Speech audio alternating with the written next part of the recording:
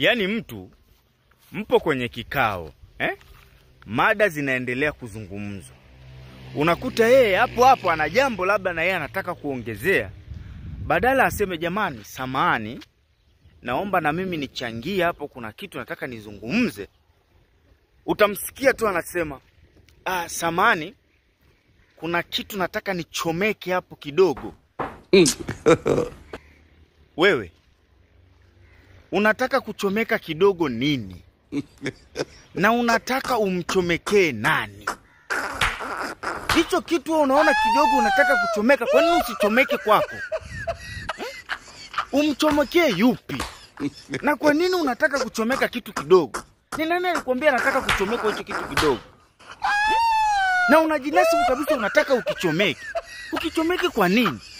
Hapa stupo tunazungumza mada tofauti kuhusiana na kikao unataka kuchomeka. Unataka kuchomeka kitu kidogo. Unataka kuchomeka kitu kidogo which? Na kwa nini uchomeke hicho kitu kidogo? Au wewe ndio umezoea kuchomekwa na hivyo vitu vidogo vidogo?